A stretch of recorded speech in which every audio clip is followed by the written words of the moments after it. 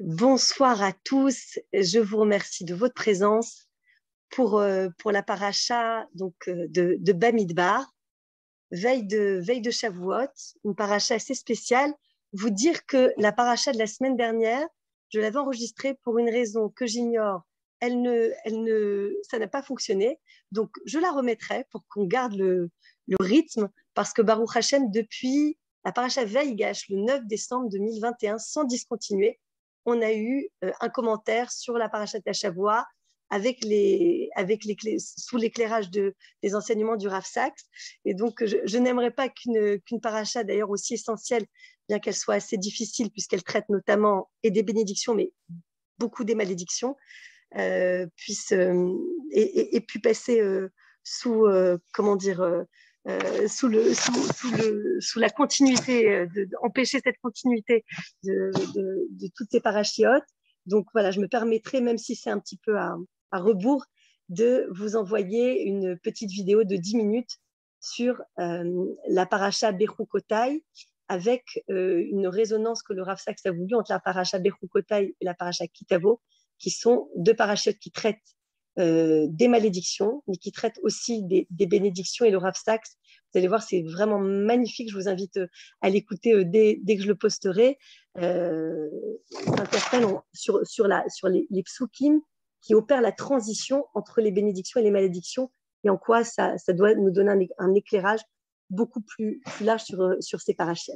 Alors, la paracha Bamidbar, je pose le thème que vous connaissez sans aucun doute, c'est ce qu'on appelle le livre des nombres. C'est la deuxième étape du voyage d'Ebni Israël, physiquement, de l'Égypte à Eretz Israël, et mentalement, insiste le Rav Sachs, de l'esclavage à la liberté. Cette paracha et celle de la semaine suivante vont traiter des préparatifs de ce voyage, dont la première étape consiste à effectuer un recensement. Pour hériter de la terre, les Israël vont devoir livrer des batailles, d'où ce recensement nécessaire, en particulier des hommes âgés de 20 à 60 ans, c'est-à-dire ceux qui étaient aptes à servir dans la guerre. Les Lévites, Alain est concerné parmi nous, étaient comptés à part, car leur rôle n'était pas de combattre, mais d'exercer une sorte de ministère au sein du Mishkan. Des instructions étaient données quant à la disposition du camp. C'est la fiche que j'ai choisie. C'est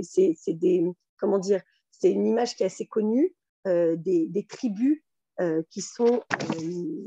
Alors, je vais faire rentrer Jennifer. Voilà, qui sont disposées dans le désert d'une certaine manière, avec les dégalim, avec les drapeaux. Et donc, la disposition du camp, en tout cas de ces 12 tribus, devait représenter un carré avec le Mishkan au milieu. 3 tribus devaient dresser leurs tentes et leurs bannières de chaque côté, tandis que les Lévi'im formaient un carré à l'intérieur. L'ordre dans lequel ils campaient était également l'ordre dans lequel ils voyageaient. Les devoirs de la famille de Kehat, qui comprenait également Moshe, Aaron et Myriam, qui avaient d'autres rôles, qui eux-mêmes, donc c'était une famille très spécifique au sein de la grande famille des Lévis. Donc, on précise leur tâche dans cette paracha. Et leur tâche était de transporter les objets les plus sacrés avec l'arche, la table, la menorah, les rideaux, les vases, etc. lorsque les Israël voyageaient. Et cela exigeait d'eux un soin très, très particulier. Voilà. Donc, d'abord, je voulais vous rappeler les grandes thématiques de la paracha Bamidbar. Parmi les commentaires qu'a déployé le Rav Sachs sur la paracha Bamidbar, et qui sont tous aussi passionnants les uns que les autres, j'en ai trouvé un qui est particulièrement lumineux et qui est une parfaite introduction ou préparation à la fête de Shavuot. Ça s'appelle Le son du silence, comme la chanson de Simon and Garfunkel, The Sound of Silence. Et c'est vraiment magnifique parce que le Rav Sachs, c'est un peu, je dirais, sa méthodologie, c'est qu'il part de psukim connus et en fait, il nous déploie une pensée tout à fait novatrice, des chidushim, comme un collier de perles.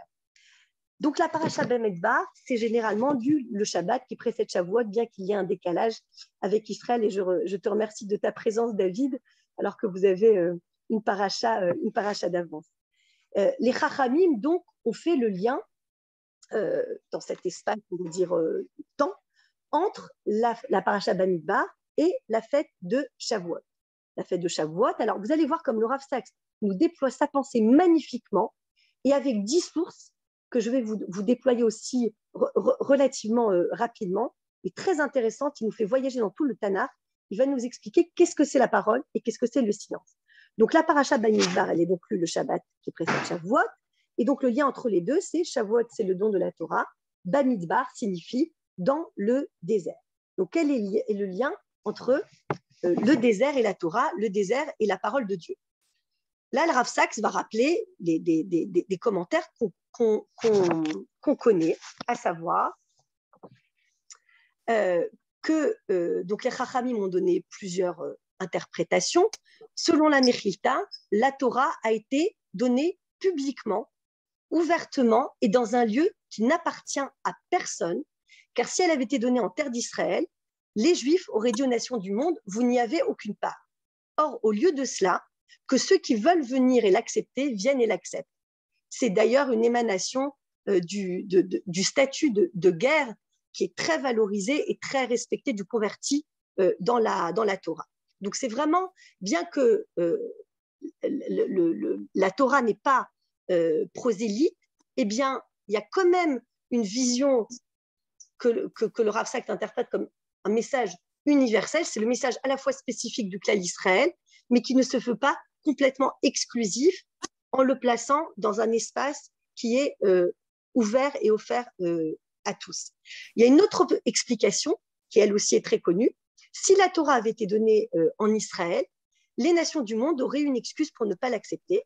Cela suit la tradition rabbinique selon laquelle, avant que Dieu ne donne la Torah au Bnei Israël, vous savez, on raconte souvent ça aux enfants dans les écoles juives ou dans les Talmud Torah ou dans les mouvements de jeunesse, il est allé voir toutes les nations, il leur a demandé s'il acceptait chaque nation, à opposer son veto en disant ah ben non, ça nous impose de ne pas voler, nous, notre tradition c'est de voler, donc on veut voler. Ah ben non, ça nous demande de ne pas tuer, donc, etc. Donc ça, c'est une deuxième explication assez connue. Une troisième encore, que montre le Rav Sachs, de même que le désert est gratuit, il ne coûte rien d'y entrer, de même la Torah est gratuite, c'est un cadeau de Dieu pour tous. Et alors là, il va rentrer dans une explication beaucoup plus fine et on va rentrer dans les sources et je vais vous partager mon écran. L'autre raison, qui est beaucoup plus spirituelle, c'est que le désert est un lieu de silence. Alors, le Rav Sachs nous explique, mais qu'est-ce que c'est le silence? Et là aussi, il va nous énoncer des sortes d'évidences, mais extrêmement parlantes. Qui dit silence, dit aussi rien de visuel pour nous distraire. Pas de bruit ambiant pour étouffer le son. Lorsque les Israël ont reçu la Torah, il y a eu du tonnerre, des éclairs, le son d'un chauffard. La terre avait l'impression de trembler dans ses fondements. On dit même que les animaux se sont tus. Et plus tard, lorsque le prophète Élie s'est tenu sur la même montagne, après sa confrontation avec les prophètes de Baal, il a rencontré Dieu non pas dans le tourbillon, le feu ou le tremblement de terre, mais, ce que dit le Passouk, dans le col des Mamas d'Aka, dans une petite voix calme, littéralement, le son d'un silence ténu. Et le Rav Sachs interprète ce col des Mamas d'Aka comme un son qu'on ne peut entendre que si on l'écoute.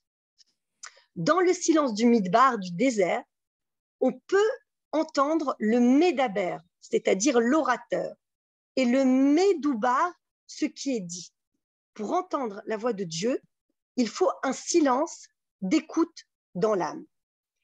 Et le Rav Sachs rappelle un épisode à la BBC qui dit beaucoup à la fois sur la complexité et la densité du message de la Torah. Un présentateur qui s'appelle Ronald Eyre, qui était très surpris par le bourdonnement quand on rentre dans une synagogue ou dans un lieu d'étude en miroir du calme qui règne, en tout cas de la solennité, de la discipline aussi qu'on peut voir, par exemple, dans les églises, même lorsqu'il y a beaucoup de monde. Et il a fait remarquer ça à son invité, qui était alors Élie Wiesel.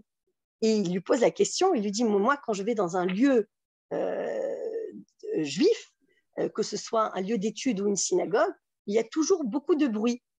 Et il pose cette question à Élie Wiesel, existe-t-il un silence dans le judaïsme? Et Wiesel répond, le judaïsme est plein de silence, mais nous n'en parlons pas. Et de là va découler tous les chidushim, vous allez voir, merveilleux que le Rav Saks déploie. D'abord, il rappelle que évidemment notre Torah, c'est une culture verbale. C'est une tradition de mots sacrés. Alors, je vais tout de suite partager mon écran.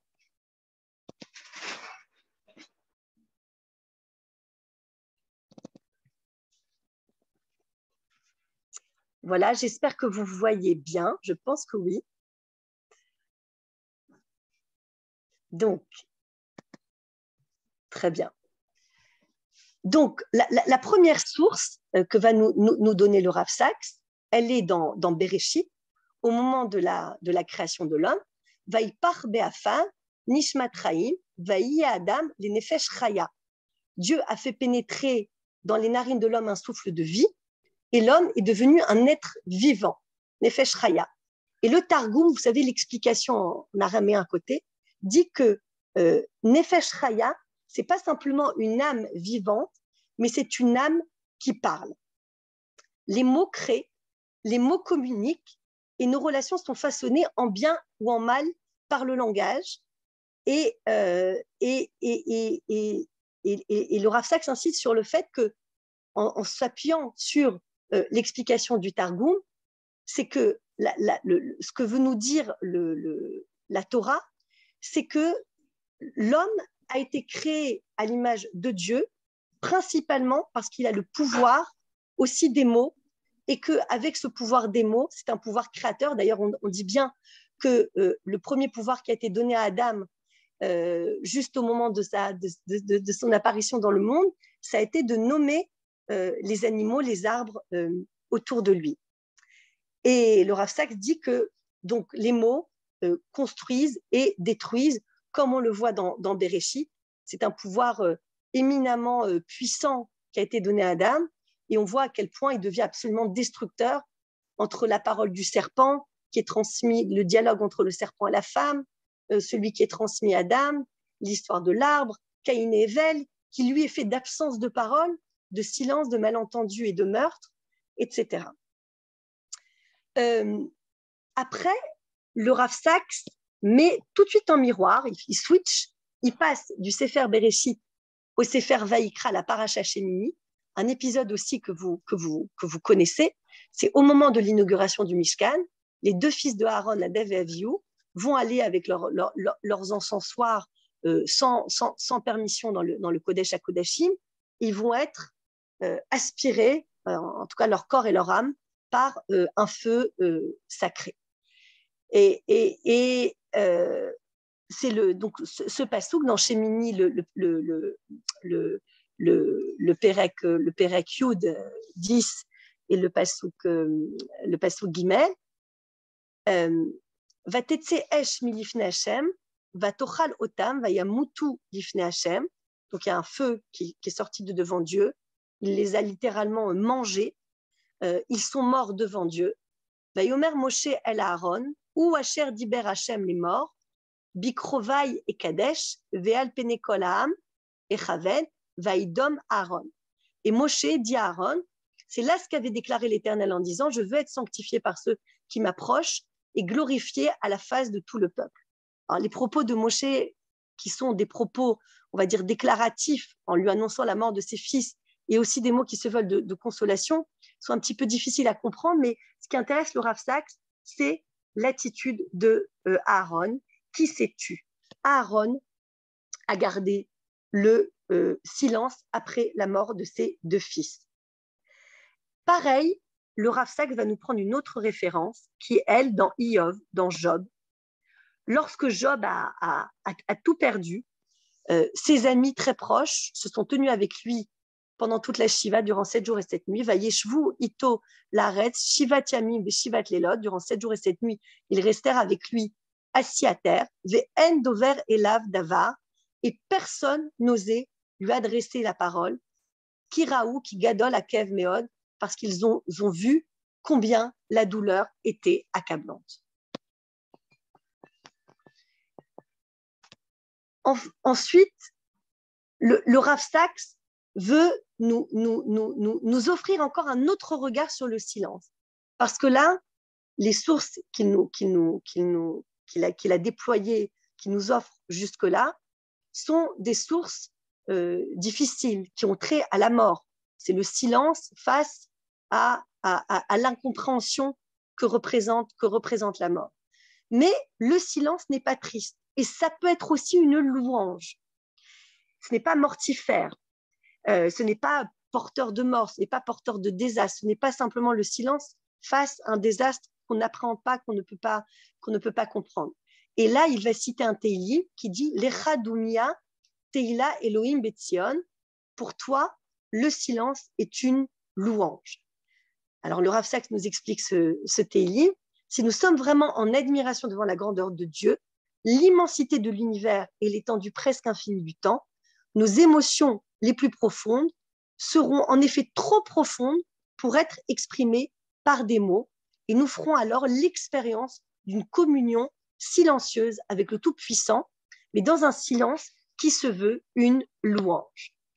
Le silence, c'est aussi une mida, c'est-à-dire une mida au sens de mesure, de qualité, de trait de caractère, comme on le voit dans les Pirkei Avot qu'on a lus sans discontinuer entre la fin de Pessah et la Shavuot qui arrive. Vous avez un passouk que vous connaissez peut-être pour certains qui est très connu, c'est Rabbi Akiva qui dit Sayag la chorma shtika, Sayag c'est une haie pour la sagesse, shtika c'est le silence. Donc les chachamim valorisent énormément le silence. Vous avez une autre référence qui est toujours dans les Pirkei Avot. Shimon Beno Omer, Kol Yamai Gadalti Ben Achachamim, Velo Matati les Gouftov. Toute ma vie, j'ai grandi parmi les sages et je n'ai rien trouvé de plus bénéfique pour l'individu que le silence.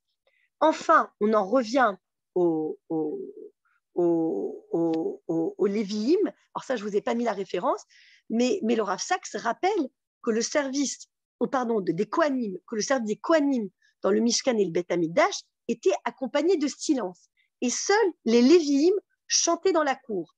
Mais les Kohanim, lorsqu'ils exerçaient, quand ils faisaient la Avoda, contrairement à leurs homologues d'autres religions anciennes, ils ne chantaient pas, ils ne parlaient pas en offrant des sacrifices. D'ailleurs, beaucoup de textes dans la Gemara rappellent le silence qui régnait pendant la Avoda, pendant tout le travail des Kohanim, le silence du Mishkan. Et ce silence, il est entendu comme un moyen par lequel le Mishkan d'en haut, d'Akadosh Baruch Hu, et le Mishkan d'en bas sont reliés et réalisés.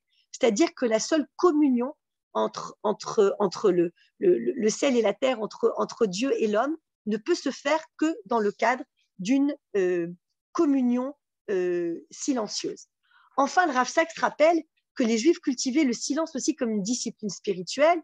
On sait que, par exemple, les Chassidim Braslav méditent dans les champs. Il y a aussi des Juifs qui pratiquent beaucoup le Ta'anit Dibour. Beaucoup de personnes, par exemple, au moment de Kippour, s'imposent, en plus du jeûne, de ne pas donc manger ni boire, s'imposent un jeûne de la parole, parce qu'ils estiment que déjà, ça les empêche de dire des mots qu'ils ne devraient pas dire, ou même du Lachon Hara, et qu'en plus, ça donne à leur prière plus de profondeur. La récitation, notamment privée de la Hamida, est appelée Tefila Belachash, la prière silencieuse, et elle est basée notamment sur le précédent de Chana, qui priait pour un enfant et qui parlait dans son cœur. Alors là, c'est l'autre référence que je vais vous donner et que vous connaissez sans aucun doute. C'est l'histoire de la mère du prophète Samuel, qui n'avait pas d'enfant, qui était stérile pendant très longtemps. Elle va prier au temple, et là, le prophète Élie, un autre Élie, la voix murmurée, le Cohen, pardon, il était Cohen, Élie, et voilà, et il a cru que parce qu'elle ne priait pas à voix haute et qu'elle remuait simplement les lèvres, qu'elle était ivre, et en fait, pas du tout, puisque Hannah, elle a offert à la tfila une dimension toute particulière qui est encore la nôtre aujourd'hui. Je vous lis le passouk. Hannah imeda beret al-liba. Regardez comme le texte est beau. Elle parlait à son cœur, elle parlait vers son cœur. Rak sefaté anaot, on voyait seulement remuer ses lèvres. Vekola lo ishamea, mais on n'entendait pas sa voix. Vayichashevea eli lishikora, il pensa qu'elle était ivre. Donc, on récapitule un tout petit peu, si vous voulez bien, parce qu'il y a eu beaucoup de, voilà, il y a eu beaucoup d'éléments. Je vous récapitule pour que vous ayez bien en tête toutes les dimensions du silence telles que nous les expose le Rav Sachs. Déjà, donc, rappelez que Bamidbar, le désert, eh bien, c'est le lieu du silence. Il rappelle que d'abord, l'homme a été créé avec un pouvoir, donc le pouvoir créateur ultime qui est le pouvoir de la parole, mais cette parole de constructrice qui est devenue destructrice. Donc le Rav Sachs évoque le silence comme le silence face à la mort, en prenant l'exemple de Aaron face à la mort de ses fils, de Iov face à la mort de tous ses fils et de toutes ses filles. Et après, le Rav Sachs nous emmène vers une dimension du silence qui est beaucoup plus élevée et joyeuse même, en partant des Télim, en disant que le silence peut être une louange, le silence peut être un outil de communion entre Dieu et nous. C'est aussi une barrière pour la sagesse, comme l'a dit Rabbi Akiva. Rabbi Shimon ben Gamliel a dit aussi toute ma vie, donc j'ai grandi. Ça, je vous mets aussi cette référence, j'ai oublié de vous la lire, peut-être. Si peut-être je vous l'ai lu, que en fait il n'a rien vu de meilleur que le silence. Et enfin, donc rappeler que le service des Kohanim se faisait dans le silence et qu'aujourd'hui, toute la manière, les halachot liées à la tfila sont issues de la prière de Hannah dans le temple qui, elle, parlait à son cœur et parlait en silence et murmurait. Et enfin, le Rav Sachs attire notre attention sur le fait que le silence peut aussi être une parole, il peut même être un cri, et il prend deux exemples. Deux donc dans la paracha Vayera, un qui concerne Ishmaël lorsque Ishmaël a été chassé avec sa mère Agar et que donc Dieu a dit à Abraham, écoute la voix de ta femme et chasse Agar et Ishmaël. On connaît tout cet épisode. Agar n'a pas à boire, elle laisse l'enfant près d'un arbre et on dit à ce moment-là, elle veut pas le voir mourir en quelque sorte. Et le passouk dit, Vaishma Elohim et kol anar, Dieu a entendu le gémissement de l'enfant. Donc, qui dit entendre le gémissement de l'enfant, un pleur d'enfant, c'est un pleur qui est un pleur qui n'est pas un pleur exposé, c'est un pleur d'enfant avec une tonalité moins forte que celle que serait un adulte. Et là, c'est en quelque sorte dire que Dieu va entendre même la voix qu'on pourrait ne pas entendre. De même que Dieu entend le rire. On sait, et tout le monde connaît aussi cet épisode, Vatitzrak Sarah Bekirba, Sarah, elle a ri en elle-même. C'est-à-dire que Dieu a entendu le silence. Dieu a entendu le rire, l'émotion de Sarah à l'intérieur d'elle-même. Et là, alors, où c'est vraiment une dimension vraiment magnifique, telle qu'elle est définie par le Rav Sachs. Le Rav Sachs va nous faire la synthèse de toutes ces dimensions du silence, et j'en aurai bientôt terminé. Il dit que le silence qui compte dans la Torah, c'est pas un silence passif, c'est pas un silence pour le silence, tel que c'est entendu, c'est-à-dire une sorte d'espace qui n'est pas actif, mais c'est un silence d'écoute. Et l'écoute, c'est quelque chose qui est un engagement pour nous en tant que juifs. C'est une des premières mitzvot, on le répète plusieurs fois par jour, c'est le schéma Israël. Et donc, le Rav Sachs nous corrèle ces deux notions qui pourraient ne pas du tout nous apparaître de manière évidente. Et encore une fois, c'est toujours la puissance du Rav Sachs de nous amener à un raisonnement en passant par le texte. Le silence, donc, qui compte dans la Torah, c'est un silence d'écoute. Écouter signifie faire de la place pour que les autres puissent parler et être entendus. Le Rav Sachs a publié énormément de livres, mais il a sorti aussi une édition qui s'appelle Koren Sidour, qui est assez extraordinaire, avec voilà, le Sidour du quotidien et aussi les Marzorim, la Tfila qu'on lit pendant les fêtes de Rosh Hashanah, Kippour, pendant les Shalosh Regalim, les 3 fêtes donc de Sukkot, Pesach et Shavuot. Et il dit dans son commentaire de son Sidour qu'aucun mot anglais n'égale de près ou de loin le verbe hébreu shama dans son large éventail, qui est d'écouter, entendre, prêter attention, comprendre, intérioriser et répondre en actes. Et il conclut en disant que c'est l'un des éléments clés de l'alliance de la Brite au Sinaï. C'est là, et donc il relie, donc il va conclure en reliant donc la paracha Bemidbar au don de la Torah, lorsque les Bnei Israël disent Naase venishma, Vayomru kol asher diber Hashem, Naase venishma. Vous connaissez aussi ce passouk très connu. Tout ce qu'a prononcé Akadosh Baruch Hu, nous l'exécuterons et nous l'écouterons. Et qu'est-ce que ça sous-tend? Ça sous-tend que c'est pas l'action pour l'action, c'est l'action d'abord, parce que c'est l'action qui prime, mais c'est l'action qui est systématiquement accompagnée d'une écoute, et donc cette écoute qui est entendue comme étant une écoute active. Le nishma pour le Rav Sachs, c'est écouter, entendre, tenir compte.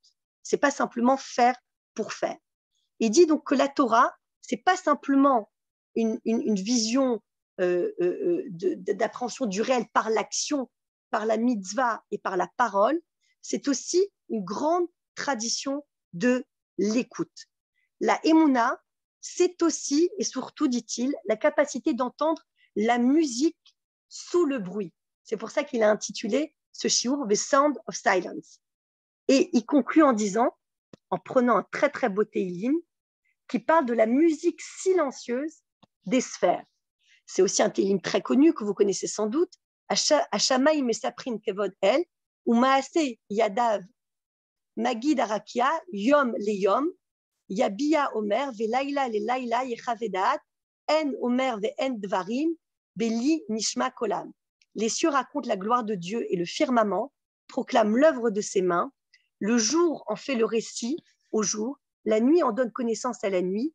Point de discours, point de parole, leur voix ne se fait pas entendre. Leur voix n'est pas entendue et pourtant leur musique porte sur toute la terre. Il y a la voix de l'histoire, et c'est sa conclusion qui a été entendue par les prophètes. Il y a la voix impérieuse du Sinaï qui continue à nous parler à travers l'abîme du temps. Le Rav Sachs dit qu'il pense parfois que les gens de notre époque moderne ont trouvé le concept de Torah du ciel problématique, non pas à cause d'une nouvelle découverte archéologique, mais parce que nous avons perdu l'habitude d'écouter le son de la transcendance, une voix au-delà du simple humain.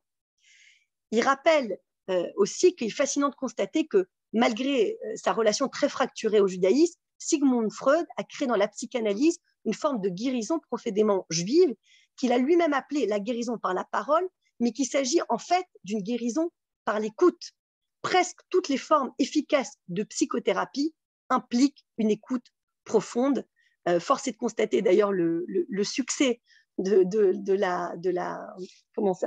la série En thérapie, voilà, qui met en image, en lumière, le rôle du thérapeute qui est d'écouter les personnes qu'il suit. L'ultime conclusion du Rav Sachs est la suivante. L'écoute est-elle suffisante? Il pose des questions, il nous invite à réfléchir sur cette notion d'écoute et de silence. L'écoute est-elle suffisante dans le monde juif aujourd'hui? Dans le mariage, écoutons-nous vraiment nos conjoints? En tant que parents, écoutons-nous vraiment nos enfants? En tant que dirigeants, entendons-nous les craintes non exprimées que nous cherchons, de ceux que nous cherchons à diriger? Intériorisons-nous le sentiment de souffrance des personnes qui se sentent exclues de la communauté? Pouvons-nous vraiment prétendre à écouter la voix de Dieu si nous n'écoutons pas la voix de nos semblables? De temps en temps, nous avons besoin de prendre du recul par rapport au bruit et au brouhaha du monde social et de créer dans nos cœurs la tranquillité du désert où dans le silence, nous pouvons entendre le col des Mamadaka, la petite voix calme de Dieu qui nous dit que nous sommes aimés, que nous sommes entendus, que nous sommes embrassés par les bras éternels d'Akadosh Baruch Hu et que nous ne sommes pas seuls. Voilà, j'en ai terminé. Je vais vite chercher mon chargeur pour ne pas que mon ordinateur se décharge. Vous pouvez rouvrir vos micros et on peut, voilà, on peut partager.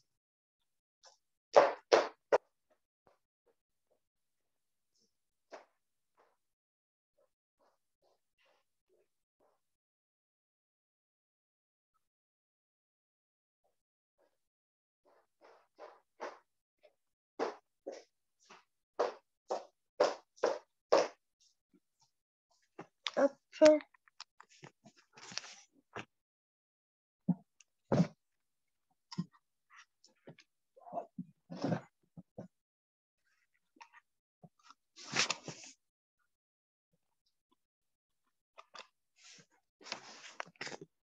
Voilà, me revoilà.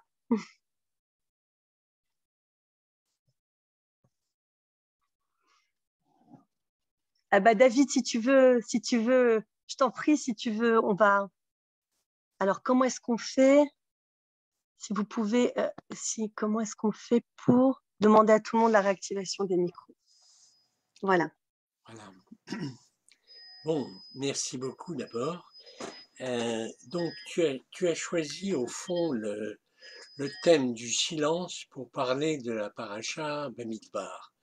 Alors, je suppose que le silence s'impose à cause de la notion de désert, le midbar, le désert, le midbar.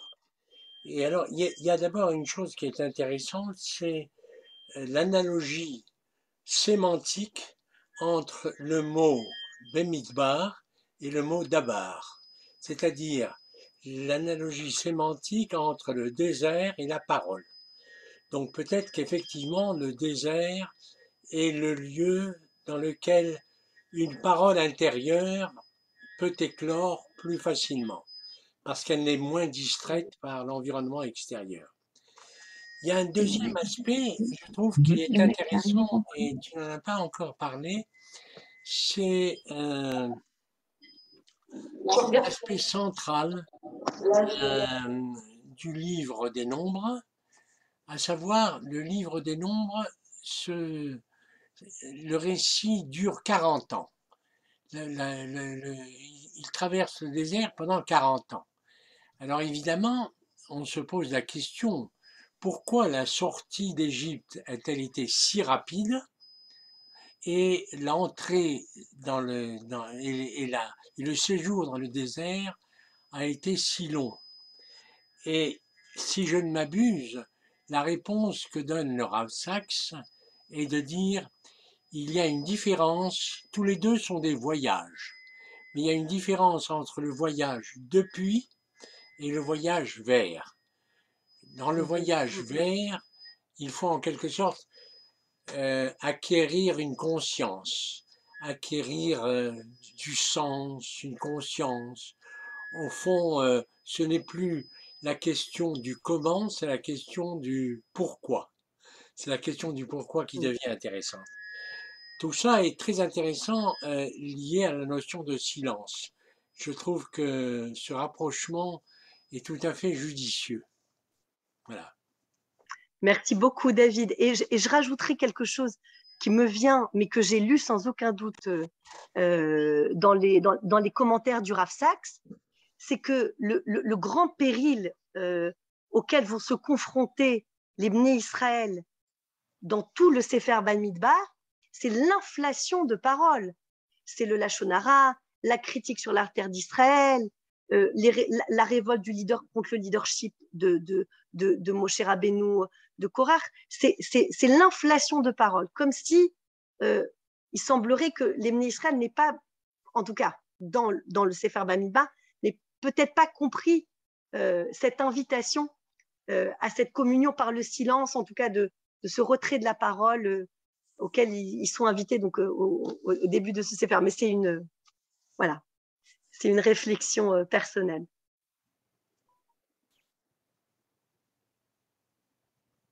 N'hésitez pas à rajouter ou intervenir si vous souhaitez ouvrir le champ.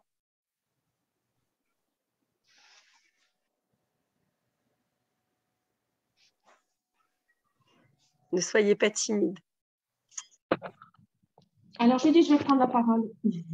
Carole. Avec Je dirais que le silence aujourd'hui particulièrement intéressant parce qu'on est rarement dans le silence. Et on a toujours la possibilité d'avoir quelque chose qui va faire un petit bruit. En fait, entre tout ce qu'on peut écouter, entre la radio, la télé et puis la connexion au smartphone, on est en permanence informé, souvent en audio. Et donc, ce silence et se retrouver en fait avec soi n'est pas si courant que ça. Et je pense qu'aujourd'hui, si on veut vraiment se retrouver avec soi et ce silence, bon, bien sûr, il y a le Shabbat, hein. Heureusement qu'il y a le Shabbat, mais il faut le provoquer en fait. Ce silence ne vient pas tout seul. Il demande un effort. C'est vrai. C'est vrai. Et ce qui est intéressant, comme le déploie le Rav Sachs, Carole, c'est qu'il est, il est polymorphe, la vision du silence. Elle a plein de visages elle est riche, cette vision du silence dans notre Torah.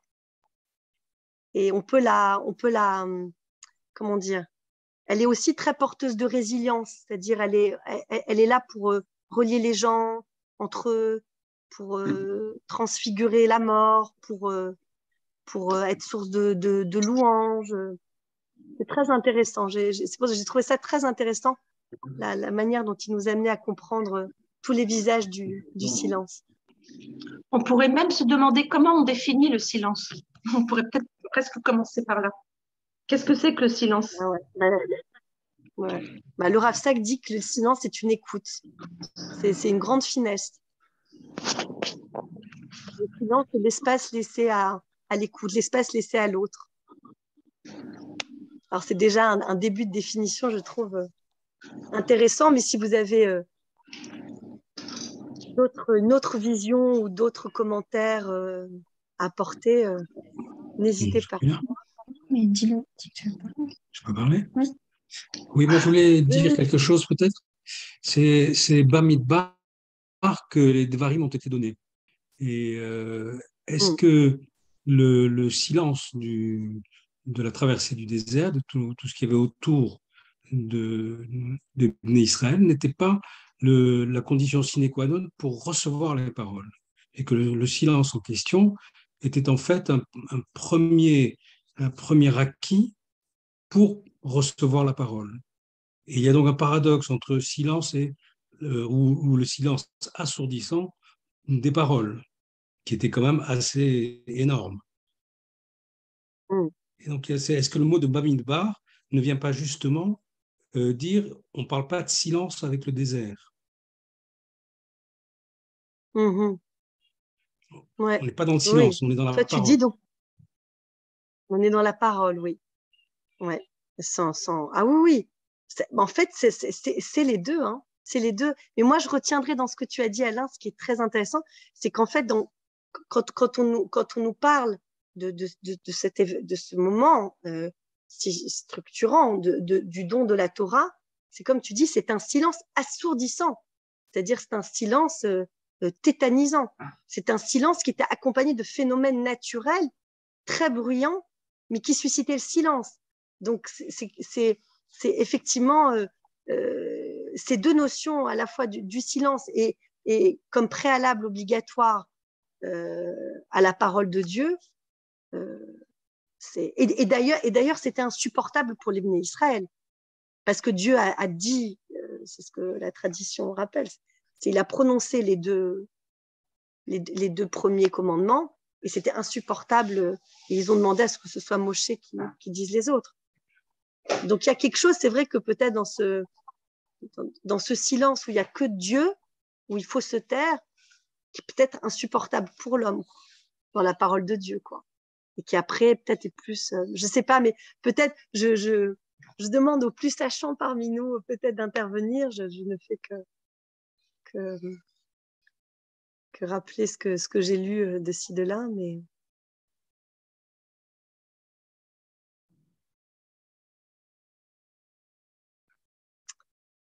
n'hésitez pas. David, je ne sais pas si tu as un mot à dire ou si tu veux rajouter quelque chose. Hein? Non, je reste sans voix, puisqu'on est dans le domaine du silence. Tu as très bien commencé, enfin, c'était très joli ce que tu as expliqué, c'est très bien. Par contre, il y a aussi un autre sens au fait que la Torah a été donnée dans le désert, dans le Midbar. Un des commentaires assez célèbres, c'est qu'en fait, pour recevoir la Torah, il faut se transformer en désert, c'est-à-dire il faut en fait renoncer à tout orgueil, à toute fatuité et entre guillemets s'aplatir, hein, de la même façon que le mont Sinaï était en fait c'est une colline très basse, et ça c'est quelque chose qui est très important, c'est-à-dire que la Torah ne peut pas être l'apanage de gens qui sont orgueilleux. Et c'est la raison pour, en partie, aux riches, etc., c'est la raison pour laquelle nos Chachamim m'ont dit Izaharu mibne aniim, c'est-à-dire faites attention aux enfants des gens qui sont pauvres, parce que par eux viendra la Torah. Et on le voit justement, c'est relié directement à Shavuot, où en fait le parallèle avec ce que l'on dit actuellement, c'est l'acceptation assez extraordinaire de Ruth la Moabite. En fait, lorsqu'elle fait cette déclaration qui équivaut à comme une conversion, bien qu'en fait, certains avis disent que lorsqu'elle a épousé, en fait, les fils de Limelech n'avaient pas le droit d'épouser des étrangères, des non-juives, et certains disent qu'ils ont fait un Beidin à 3, c'est-à-dire les 2 fils et le père, pour permettre à... Mais quoi qu'il en soit, on voit que l'autre bru, en fait, est retourné à ses idoles, tandis que Ruth, et on voit très bien, c'est très clair, elle se fait réellement comme un désert. C'est-à-dire qu'elle dit quelques mots, elle n'en rajoute pas, et en fait, elle intègre le peuple d'Israël justement par une action, c'est-à-dire d'aider sa belle-mère, d'accepter le fait de quitter une possibilité de redevenir princesse, puisqu'elle était la fille du roi de Moab, pour en fait suivre quelqu'un dans un pays qu'elle ne connaît pas, avec des gens qu'elle ne connaît pas, et qui en fin de compte va créer une situation où par elle va naître avec son arrière-petit-fils le roi David, puis ensuite le Mashiach que nous attendons. C'est-à-dire qu'on s'aperçoit que cette espèce de modestie et le fait justement de se mettre comme un midbar, c'est-à-dire comme un désert, c'est-à-dire en comprenant très bien que nous sommes à la fois infiniment grands mais infiniment petits devant Kadosh Baruch Hu, c'est une des conditions sine qua non pour accepter la Torah. C'est exactement ce que nous faisons dans quelques jours. Et toute cette période depuis Pessah, en fait, c'est une espèce de montée en spiritualité pour être apte, capable de comprendre le message de la Torah. Merci beaucoup, David. Merci beaucoup. Et je vous invite d'ailleurs, si vous le souhaitez, pour ceux qui comprennent, qui écoutent bien facilement l'anglais, j'ai mis sur notre groupe WhatsApp un shiur d'un peu moins d'1 heure du Rav Sachs sur les chemins parallèles de Ruth et de Tamar. C'est très, très beau, très, très inspirant. Et je vous ai aussi, bon, c'est approximatif parce que c'est les traducteurs automatiques, mais ce shiur avec toutes les sources traduit en français, vous pouvez retrouver sur le fil WhatsApp, et ça peut être un bon matériau pour la veillée d'études. En tout cas, merci beaucoup de votre présence. Carole, si tu es, voilà, je crois que tu es toujours là. Vraiment, on souhaite vraiment une réfouache chez les mains à ta mère. Et à tous, Shabbat Shalom et Chag Sameach, et vous dire que aussi de vive voix, on a eu hier notre premier workshop en petit comité, mais c'était éminemment sympathique. Il y avait une quinzaine de personnes et beaucoup de projets, d'idées ont fusé qui, je pense, pourront se mettre en place, pour certaines peut-être assez rapidement et facilement, et on vous en informera voilà, très, très rapidement pour faire vivre avec d'autres chemins encore ce groupe, ce chiour du jeudi soir. Merci de votre écoute. Shabbat Shalom. Merci, Shabbat Shalom. Voilà, Shabbat Shalom, Chag Sameach. À bientôt. Au revoir.